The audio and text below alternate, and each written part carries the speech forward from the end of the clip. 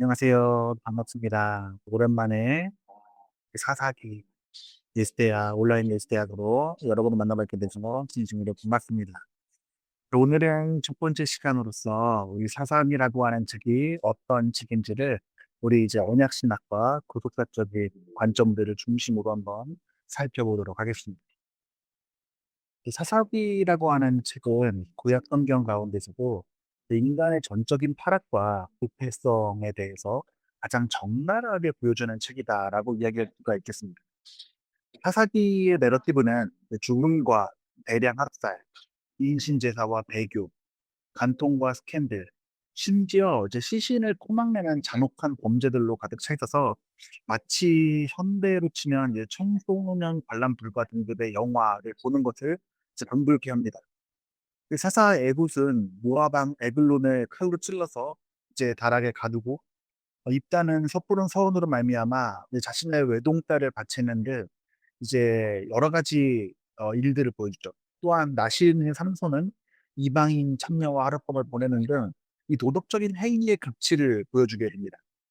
나아가서 책 후반부에서는 한 이제 렐린의 첩이 기브아에 있는 불량배들에게 잔인하게 윤관당하고 죽임당한 뒤에 시신이 이제 12토막으로 나뉘어져서 이스라엘 전역에 보내져서 끔찍한 동족 성장의 내전을 조장하는 참상들이 기록되어 있기도 하죠.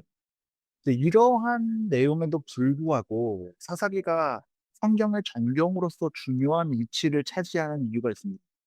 그것은 이것이 단순히 고대 이스라엘의 실패를 고발하는 어떤 윤리적 경고문이나 도덕 교과서가 아니라는 점에 있습니다.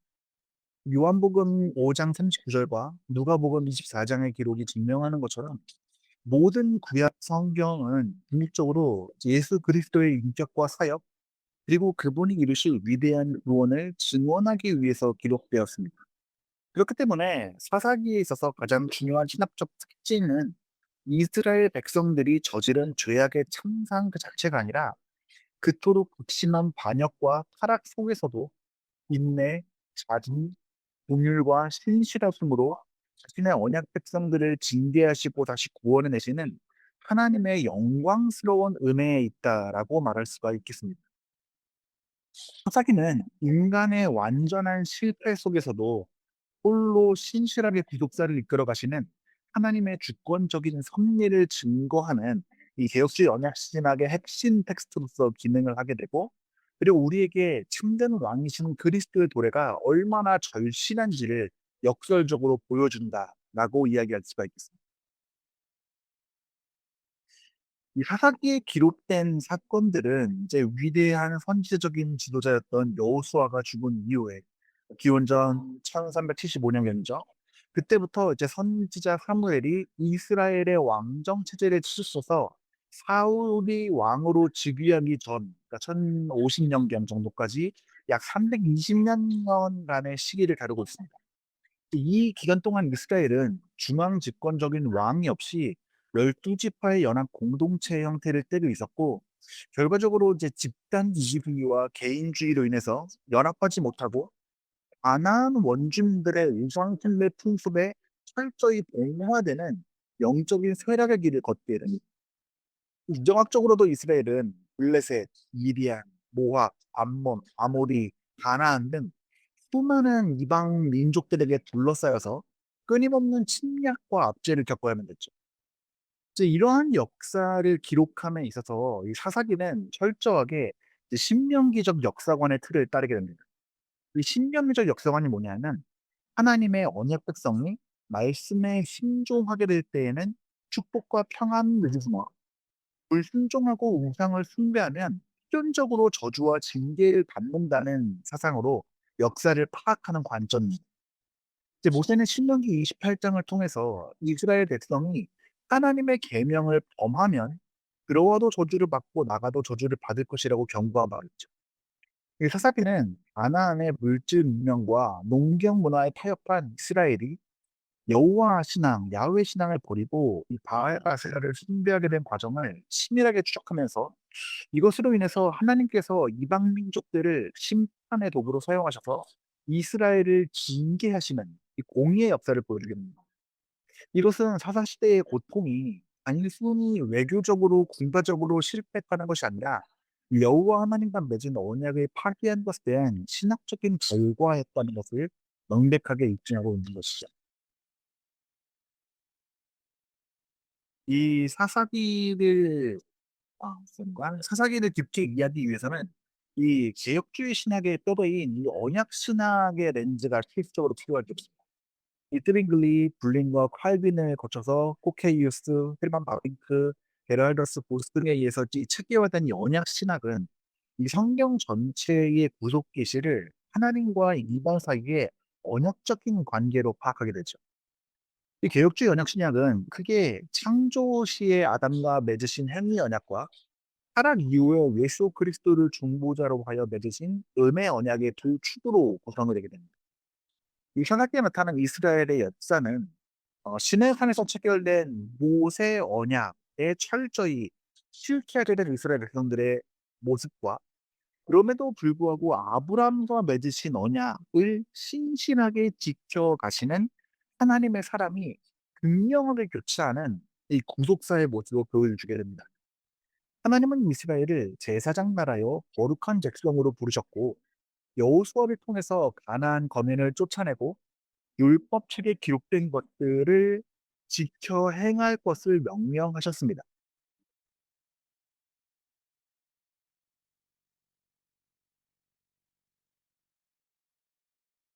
이 이스라엘은 순종을 통해서 하나님의 통치를 그 땅에 구현해 내야 할 의무가 있었음에도 불구하고 그들은 이제 철병거를 핑계로 정복을 멈추었고 가나안 족속을 진멸하라고 하는 명령을 어긴 채 이제 그들에게 강제 노역을 시키고 가나안 신들과 조약을 맺음으로써 스스로의 언약을 파기하게 돼 버리죠.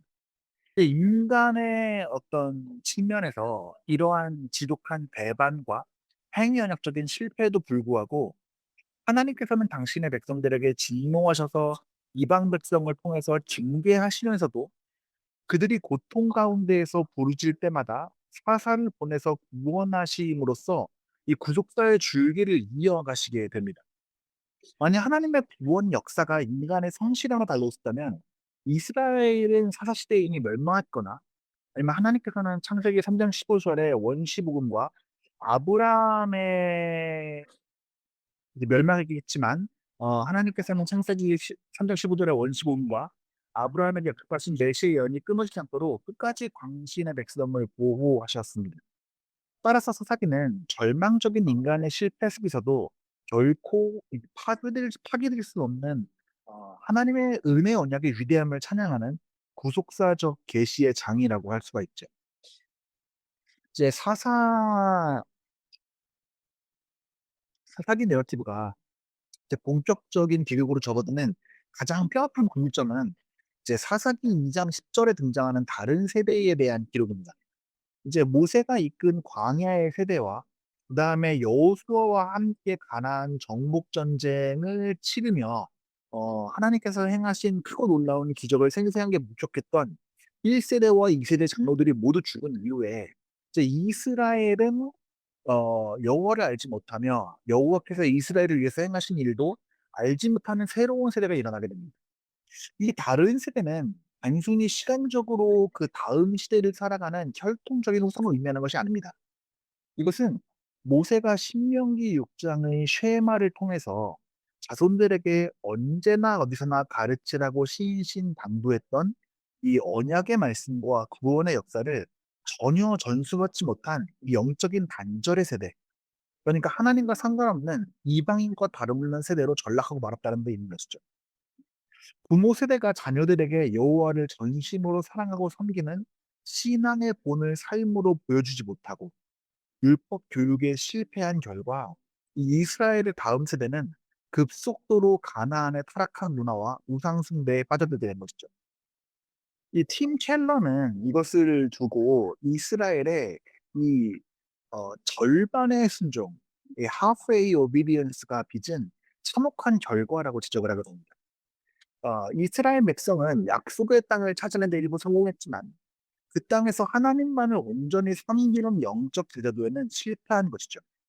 그래서 눈에 보이지 않는 하나님보다 눈앞에 보이는 풍요의 신 바알과 아세라의 매력에 굴복해 버린 것입니다.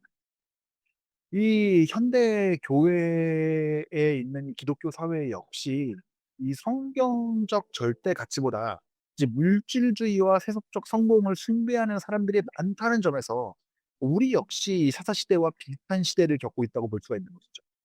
그래서 우리는 이 다음 세대에게 하나님을 인격적으로 아는 지식과 이 복음의 십자가를 온전히 물려주지 않는다면 이 사사기의 비극이 곧 현 세대의 비극으로 재현될 수밖에 없다는 것을 본문은 또한 엄중히 경고하고 있는 것입니다. 이 사사기의 이 저자는 역사적인 사건들을 연대순으로 무의미하게 나열하지 않고 매우 정교한 이 수미상관 및 교차 대칭 구조를 통해서 신학적인 메시지를 극대화해서 전달합니다. 이 사사기 전체는 두 개의 서론과 두 개의 결론이 이 중앙에 위치한 그러한 그 12 사사 본론을 감싸고 있는 그런 형태로 나타나 있게 됩니다. 그래서 이제 이 사사기의 어떤 대칭 구조를 한번 살펴보게 되면은요. 이제 먼저 서론의 첫 번째를 보게 되면은 이스라엘의 기업의 위기가 첫 번째로 이제 나타나게 됩니다. 이 가나안 족속을 온전히 축출하지 못한 군사적이고 순종의 실패가 있게 되는 것이죠. 그다음에 이제 두 번째 서론으로서 2장 1 절부터 3장 6 절까지 이 이스라엘의 어 그 믿음의 위기, 신앙의 위기가 보여지게 됩니다. 그래서 이제 다른 세대의 등장과 바알 신앙에 타협한 영적인 배교를 보여주는 것이죠. 그럼으로써 이제 또한 본론에서 3장 7 절에서 16장 31 절까지 이 열두 사사의 등장과 제2의 승환을 보여주게 됩니다. 잠시 뒤에 살펴보게 될 이 하향적 나선형 구조 속에서 이 반복되는 타락과 하나님의 은혜로운 구원에 대해서 나오게 됩니다. 그다음에 이제 첫 번째 결론은 17장 1 절에서 18장 31절 사이의 말씀으로 이스라엘 믿음의 위기인 이 신앙, 그러니까 미가의 신상과 한 지파의 타락을 통해서 이 종교적 혼합주의와 영적인 파산에 대해서 보여주게 됩니다. 그리고 또 두 번째 결론은 이 19장 1 절부터 21장 25 절까지에 이르는 말씀으로써 이스라엘 기업의 위기, 이 지파의 위기에 대해서 또 보여줍니다. 그래서 레위인의 첩사건과 베냐민 지파의 동족 산적으로 인한 도덕적이고 공동체적인 파멸을 보여주는 것이죠. 이러한 이제 수미상관의 구조는 사사기 시작부터 끝까지 이스라엘의 상황이 전혀 개선되지 않았음을 보여주고 있는 이 문학적인 장치라고 볼 수가 있겠습니다.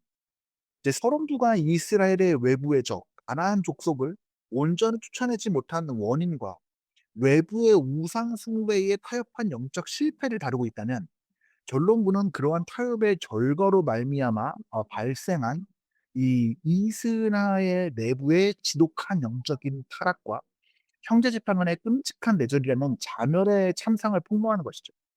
이 외적인 실패로 시작된 책이 내적인 도덕적인 파산과 소위 말할 수 있는 영적인 아노미 상태로 끝을 맺음으로써 이 독자들은 부패한 본성을 지닌 인간 사회가 하나님의 통치를 떠났을 때 얼마나 비참한 상태로 전락하는지를 뼈저리게 이제 목격하게 되는 것이죠.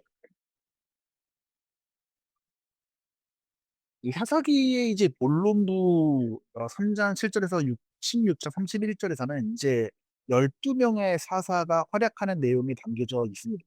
그리고 여기에는 고정된 하나의 영적 주기가 반복해서 등장하게 됩니다. 이제 이스라엘은 일정한 평화의 시기가 지나서 사사가 죽게 되면은 어김없이 또다시 이상 숭배에 빠지는 전체를 봤는데, 이와 같은 주계는 5 가지로 요약됩니다. 첫 번째는 이제 배교입니다.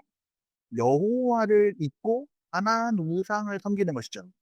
2장 11 절에서처럼 여호와 목전에 악을 행하여 바알들을 섬기며, 그건 배교죠.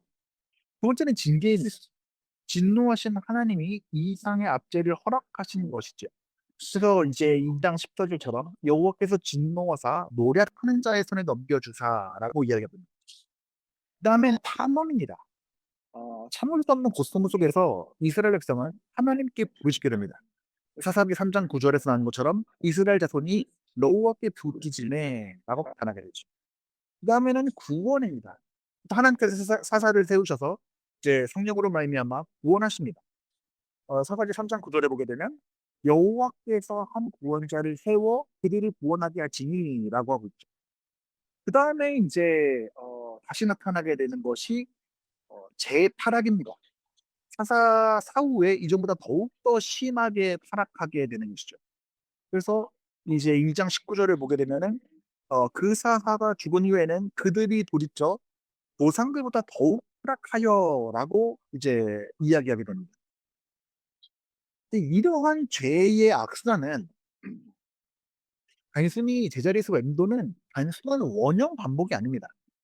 이제 데일 알프 데이비스와 이제 팀 켈러 같은 이제 개혁주의 학자들은 이 사사기의 구조가 시간이 지날수록 죄의 골이 더 깊어지고 파괴력이 강해지는 이 하향적 나선형, 이 다운워드 스파이럴이라고 하는 구조를 그리고 있다고 분석하고 있어요. 이 사이클이 거칠수록 이스라엘 백성의 타락상은 더 심해지고 구원자로 부름받은 사사들 개인의 영적인 수준과 도덕성까지 심각하게 쇠퇴해 간다는 것이죠. 이제 이러한 세력의 궤적은 각 사사들의 내러티브에서 명확하게 드러납니다. 이제 갈렙의 조카인 첫 번째 사사였던 온니엘은 이 강남 구조에서 맨 위에 위치한 이제 가장 흥없고 완벽한 모델 사사죠. 근데 여호와의 영이 임명되면 이제 메소포타미아 왕 구산 리사다임을 무찌르고 무려 40년 동안 온전한 평화를 이스라엘에 가지고 오게 됩니다. 온니엘의 시대까지만 해도 이 구원의 패턴은 교과서처럼 명확했습니다. 이제 뒤이어 등장한 왼손잡이 사사 에훗은 모압 왕 에글론의 은밀한 다락방에 들어가서 그를 암살하는 기회와 용맹을 발휘해서 80 년의 긴 평화를 확보했고 이제 여선지자 드보라와 바락의 연합사역은 아나원 양 왕 야빈의 철병거를 무력화시키면서 백성들에게 즐거이 헌신하는 마음을 회복시킵니다. 하지만 이 기드온 시대에 이르러서 이 나선형의 하강 속도는 급격하게 빨라지면서 영적인 타락의 분수령을 맞이하게 됩니다.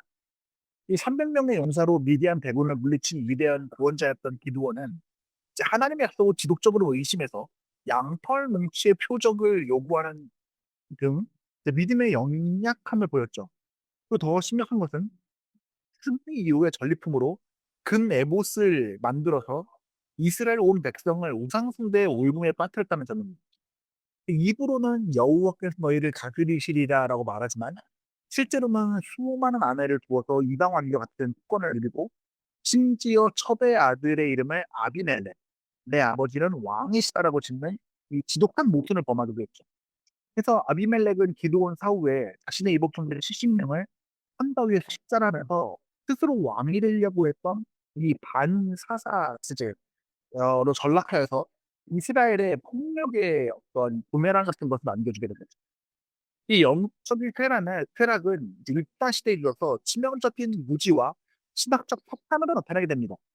이제 기생의 아들이자 건달 출신이었던 이따는 하나님과의 언약 관계를 이방 종교의 기복적이고 거래적인 방식으로 심각하게 오해하게 됩니다.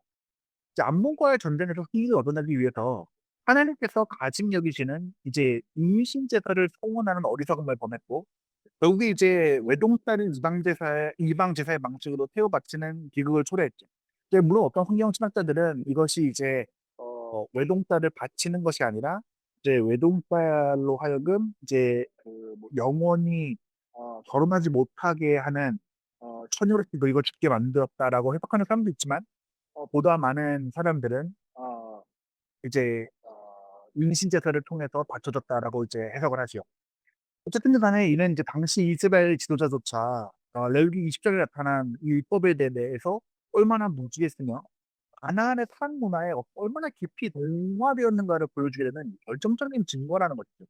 근데 이 시기에 에브라임 지파와 길르앗 사람들 간의 내전이 벌어져서 이제 십볼렛이라고 하는 발음을 구실로 동족들 4만 2천 명을 학살하는 등 이제 이스라엘 내부의 이 분열은 돌이킬 수 없는 어 이제 돌이킬 수 없는 그런 이제 상태에 이르게 된 것이죠. 이렇게 이제 나서는 하강 구조의 최하층에는 그 절망의 심연에는 삼손이 자리 잡고 있습니다. 이 삼손 시대의 이스라엘 백성은 이제 40년 동안 블레셋의 가혹한 압제를 받으면서도 하나님께 부르짖어 기도하지 않을 만큼 영적으로 완전히 마비되고 이러한 타락에 순응해 버린 상태였어요. 그래서 하나님은 잉태하지 못하는 마노아의 가정에 기적적으로 삼손을 주시고 그를 모태로부터 구별된 나실인으로 부르셨지만 삼손은 거룩한 소명을 짓밟고 시체를 만지고 기생집을 드나들고 블레셋의 이방 여인 들릴라에게 정욕의 눈이 멀어서 나실인은 비누하저 팔아넘기는 이 육신적 삶의 전형을 보여주게 되죠. 이 사사기의 저자는 삼손의 모습을 투사하면서 하나님의 거룩한 백성으로 부름받았지만 세상을 사랑해서 영적 시력을 잃어버린 이스라엘 전체의 영적 실태를 적나라하게 이제 고발하고 있는 것입니다. 이처럼 이제 온니엘에서부터 삼손으로 이어지는 이러한 하향식 궤적은 이스라엘 사회 전체의 도덕적인 부패와 괴를 같이 합니다. 평화와 안식의 역전 현상 역시 두드러지게 나타나는데 이제 온니엘 시대에는 8 년간의 압제 후에 40 년의 평화가 찾아왔지만 삼손 시대에는 40 년의 압제 후에 20 년의 평화를 누리지 못한 채 블레셋과 끊임없이 충돌하는 불완전한 상태에 머무르게 되죠. 사사기 저자는 이러한 하향식 나선의 구조를 통해서 타락한 인간이 스스로의 힘으로는 도저히 구원과 회복을 이룰 수 없으며 오직 하나님의 전적인 긍휼과 주권적 개입만이 이 죄의 사슬을 끊어낼 수 있다는 것을 강력하게 역설하고 있습니다. 이 사사기의 결론부에 해당하는 마지막에 17장부터 21장까지의 두 에피소드는 이제 연대기적으로 봤을 때에는 사사 시대의 마지막이 아니라 초기에 일어난 사건들로 추적이 됩니다. 그렇지만 저자는 사사 시대의 전체 타락상을 이제 하나의 모습으로 압축해서 고발하기 위해서 이제 의도적으로 이것을 결론부에 배치한 것이죠. 이런 본문들이 이스라엘이 외부의 적이 아닌 어떻게 내부로부터 무너져 내렸는지를 보여주면서 이 영적 구심점이 없는 언약 공동체의 끔찍한 말로를 보여주는 것이죠. 예, 첫 번째로는 이제 미가의 신당과 반지파의 우상 숭배죠. 어 이 첫 번째 사건은 이제 이스라엘의 종교적인 권위의 붕괴와 지독한 이제 혼합주의를 다루는 것이죠. 이스 에브라임 산지 사람 미가는 어머니의 은 1,100 개를 훔쳤다가 이제 어머니의 저주가 두려워서 돌려줍니다. 흥미롭게도 어머니는 그 훔친 은으로 여호와를 위한다고 조각한 신상, 우상을 부어 만들고 미가는 자기 집에 버젓이 개의 신당을 차려서 에봇과 드라빔을 둔 뒤에 율법을 무시한 채 자기 아들을 제사장으로 삼습니다. 더 기가 막힌 것은 이제 생계를 위해서 떠돌아다니던 유다 베들레헴 출신 레위 청년이 미가의 집에 고용돼서 돈과 이제 옷을 받고 개인 제사장이 되는 사건입니다. 이제 미가와 레위인의 이러한 행위는 이제 십계명을 정면으로 위반하는 아주 중대한 범죄였지만 이제 미가는 진짜 레위인을 제사장으로 세웠으니까 이제 여호와께서 자신을 복줄 것이라는 기복주의적이고 왜곡된 확신에 빠지게 됩니다. 이것이 우리가 이제 현대에서 이야기하는 이 번영 신학의 초기 형태라고 볼 수가 있는 것이죠. 이런 형태가 이미 사사 시대에 이 독버섯처럼 막 피어나고 있음을 보여주는 것입니다. 이후 정착지를 찾던 반 지파는 미가의 집에 있던 우상과 고용되었던 레위 지사장을 힘으로 빼앗아서 자신의 성읍으로 가져가 지파 차원의 거대한 우상 숭배 산당을 건립합니다. 이것은 이스라엘이 하나님의 계시와 율법의 정통성을 완전하게 상실하고 신앙을 철저히 기복적 일선으로 사유화하고 우상화했다는 걸 증명하는 철저한 영적 파산의 증거라고 볼 수가 있는 것이죠.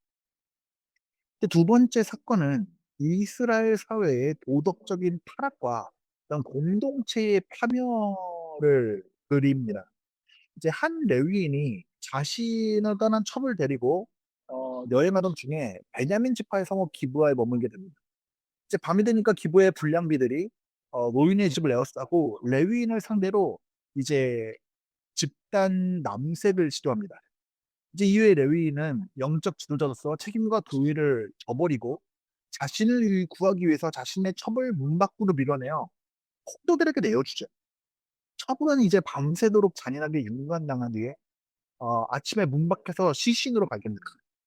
레위인은 자신의 죄를 감춘 채 분노를 부추기기 위해서 첩의 시신을 12토막으로 잘라 이스라엘의 12지파에 전역으로 보냅니다. 이러한 충격적인 사건을 접한 이스라엘 총회는 40만의 보병을 이끌고 미스바에 모여서 베냐민 지파에게 범인들을 내놓으라고 강경하게 요구하기로 했죠. 그러나 베냐민 지파는 범죄자들을 징벌해서 도덕적 순교를 회복하기는커녕 불량배들을 옹호하고 이제 2만 6천 명의 정예병을 이끌고 형제 지파들이 상대로 전면전에 불사하게 됩니다. 이러한 끔찍한 내전의 결과로 이스라엘 연합군은 수만 명의 사상자를 낳고 베냐민 지파는 단 600 명의 남자만이 광야의 바위로 도망쳐서 지파 전체가 소멸될 위기에 처하게 되죠. 결국에 이스라엘은 자신들의 경솔한 맹세를 우회하기 위해서 총회에 불참했던 길르앗 야베스 주민들을 학살해서 총회를 빼앗고 실로의 축제에 참가한 여인들을 납치해서 강제로 베냐민 사람들과 혼인시키는 이 필연적이고 폭력적인 방식으로 이 지파에 대한 믿게 하는 것이죠. 사기의 저자는 이 두 가지 소름 끼치는 막장 드라마를 통해서 절대적인 하나님의 율법이 사라지고 도덕적인 나침반이 사라진 이 사회가 얼마나 잔혹한 상태로 전락되어 있는지를 적나라하게 고발하는 것입니다. 이 가나안 거민들을 멸절해야 될 하나님의 백성들이 도리어 이방인의 수돗물 고문할 백성보다 더 악한 존재가 되어서 서로를 멸절시키고 있는 이 아이러니는 하나님의 백성이라고 하는 정체성을 잃어버리는 사람들의 비참한 현주소를 보여주는 것이죠. 이 사사기의 결론부 전체를 관통하면서 저자가 반복적으로 외치는 핵심적인 탄식은 하나의 구절로 압축됩니다. 그때에는 이스라엘의 왕이 없으므로 사람마다 자기 소견에 옳은 대로 행하였더라. 이 간결하지만 치명적인 요약문은 사사시대의 모든 혼란과 비극의 근본 원인을 진단하는 핵심 키워드입니다. 실제로 이스라엘 백성들을 하나로 묶고 통솔할 눈에 보이는 가시적인 왕이 없었기 때문에 사회적인 질서와 지파 간의 연합이 무너졌습니다. 그리고 둘째로 그보다 더욱 근본적으로 그들은 눈에 보이는 진정한 왕이신 여호와 하나님의 통치와 그분의 율법을 철저히 거부했기 때문에 영적이고 도덕적 기준이 완전히 붕괴되고 붕괴되어 버린 뭉개지고 붕괴되어 버린 것이죠. 그래서 사람마다 자기 소견에 옳은 대로 행하였다라는 것은 어떤 외부적인 통제 없이 자율성을 누렸다는 긍정적인 의미가 아닙니다. 이것은 타락한 인간의 부패한 본성을 제어할 수 있는 유일한 객관적인 진리인 하나님의 말씀이 철저하게 무시되고 버림받았다는 뜻이죠. 모든 인간의 교만한 이성 중심주의와 도덕적인 상대주의가 팽배해서 각자가 스스로 신의 자리에 올라서 신의 법을 제정할 때 그 사회는 필연적으로 권력의 남용, 힘없는 자에 대한 억압과 폭력, 성적인 타락, 종교적인 혼합주의로 귀결될 수밖에 없다는 것을 이 사사기는 낱낱이 보여주는 것이죠. 이 탐심에 끌려 스스로 세운 이 내면의 우상 숭배야말로 이스라엘 사회를 해체시킨 가장 무서운 적이었습니다. 결국 사사기의 이 지독한 어둠은 독자들로 하여금 강력한 구독사적인 갈망을 품게 만듭니다. 부패하고 한계투성인 인간 사사들이나 임시방편적인 지파연합의 리더십으로는 인간의 근본적이고 근원적인 죄의 문제를 해결할 수 없다고 하는 이 절망감이 이스라엘을 거룩함과 공의로 통치하고 율법의 참된 의미를 회복시킬 의로운 왕의 출현을 간절하게 갈망하게 만드는 거죠. 이 선사기의 이러한 시각적인 탄식과 외침은 역사적으로는 혼란을 종식시키고 다윗 왕조의 출현을 준비하는 마지막 사사 사무엘의 사역으로 이어지는 토대가 되었고, 구속사적으로는 훗날 다윗의 자손으로 오실 영원하고 완전한 왕이신 예수 그리스도를 개방하도록 만드는 결정적인 내연적 기능을 수행하는 것입니다. 결론적으로 이 사사기의 이 방대한 내러티브는 인간의 절망적인 죄악의 역사를 그 어느 책보다 노골적으로 기록함과 동시에 그것을 덮고도 남는 하나님의 주권적이고 은혜로운 구속의 역사를 선포하고 있는 것입니다. 이제 이스라엘은 끊임없이 약속의 땅을 우상 숭배로 더럽히고 언약을 배반하고 자신들의 진정한 왕이신 하나님을 내버렸습니다. 만약 구원의 여부가 이스라엘 백성들의 선한 행위나 율법에 대한 순종에 전적으로 달려 있었다면 아브라함에게 허락하신 이 축복의 핏줄과 언약은 사슬시대의 혼돈 속에서 진작에 파기되고 끊어져 버렸을 것입니다. 그렇지만 하나님께서는 크신 진노 중에도 긍휼을 잊지 않으셨습니다. 이제 패역한 백성들을 향해 끊임없이 사사를 보내시면서 무한한 인내로서 구원을 베푸셨죠. 나선형으로 끊임없이 하강하여 종국에는 스스로 회복할 의지조차 잃어버린 이스라엘을 위해서 끝까지 포기하지 않고 개입하신 하나님의 일한 열심이야말로 오래 참으신 하나님의 큰 구원이고 이 개혁주의 언약 신학이 굳게 믿고 있는 은혜 언약의 찬란한 본질인 것이죠. 그렇기 때문에 구속사적인 관점으로 성경을 읽는 우리로서는 사사기를 단순히 고대 이스라엘의 정치적인 혼란기를 다루는 역사책이나 영주의적인 군사 주도자들의 무용담으로 소개해서는 안 됩니다. 히브리서 기자의 통찰처럼 이 결함투성이인 이 사사들의 불완전하고 한시적인 구속 사역은 그들보다 무한하게 위대하신 십자가에서 사망을 깨뜨리시고 자기 백성들에게 참된 안식과 평화를 주실 예수 그리스도를 가리치는 예표이자 그림자일 뿐이라는 것이죠.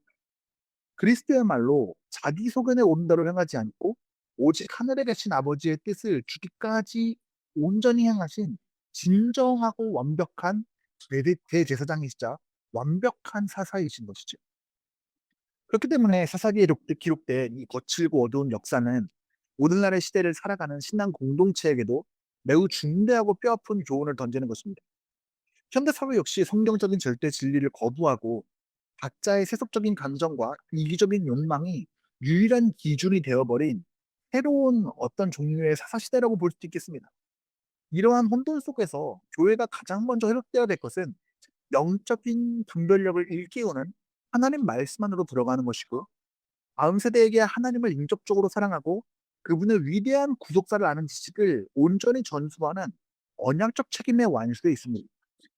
궁극적으로 사사기의 영적인 어둠이 짙으면 짙을수록 참 빛이신 예수 그리스도의 은혜가 더욱 찬란하게 빛나는 것처럼 우리 역시 인간의 뿌리 깊은 연약함과 실패에 좌절하지 않고 자기 백성을 포기하지 않으시는 하나님의 신실하신 구속의 사랑을 붙들어야 되는 것이죠. 이 위대한 하나님의 인내와 자비 그리고 그리스도 안에서 성취된 완전한 구원이야말로 사사기가 이 현대 교회의 강단에 울려 퍼지게 하는 가장 강력하고 소망 넘치게 하는 이 복음의 정치다라고 이야기할 수가 있겠습니다. 자, 이렇게 해서 우리가 이제 사사기의 개론에 대해서 오늘 살펴보았습니다. 이러한 큰 그림과 어떤 소망함을 가지고 우리가 이제 다음 시간부터 구체적으로 사사기의 내용들을 하나하나 짚어 살펴보도록 하겠습니다. 한 주간 승리하시고 다음 주에 뵙도록 하겠습니다. 감사합니다.